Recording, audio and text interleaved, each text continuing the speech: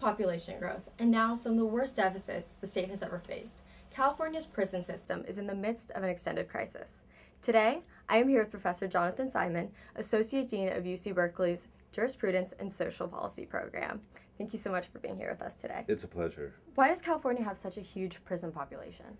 The crisis we're having is both a combination of having too many people in our prison system, but also, in effect, not having enough prison space for them, or to give itself flexibility to allow reductions in population when population gets too high. California has built a lot of prisons since the 70s, but actually our prison construction hasn't kept pace with our tendency to send people to prison. What are the public safety benefits of such high rates of incarceration?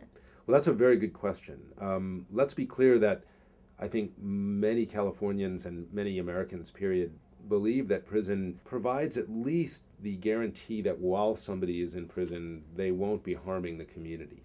And I think that's really the public safety conundrum. At some point we crossed a line where the more people we put in prison, in a sense, the less return we were getting from our investment. And now we're putting so many people in prison that it's almost certain that we would improve public safety by reducing the prison population. Are there better ways to protect the public than mass incarceration? Absolutely there are. Often the debate sounds like it's a debate between people who think we ought to do something about crime, and they're the people who want to expand prisons or build more prisons, and people who think that we ought to stop worrying about crime.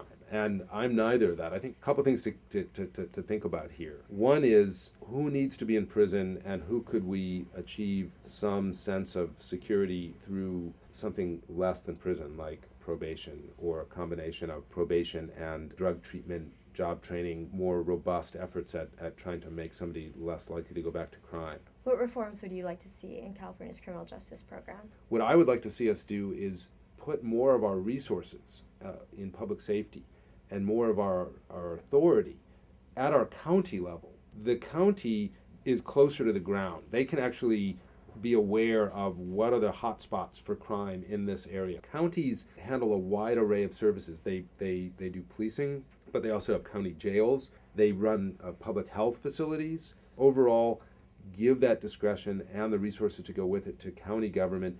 Make the state more of a remedy of last resort. Is the future promising? One thing that I hope will be a sort of wind to our back in trying to get us to make the political changes we'll need to do is awareness of our other needs. We've so far been spared the kind of devastating damage and life of loss and property that could really damage our state for a long time. But we can't count on being lucky as we head into the future, that we're going to likely face greater risks from fire, more problems with water. We are spending so much of our resources now on our fear of crime that we're really not prepared as a state to deal with these emerging and growing risks to our public safety that are coming from the environment.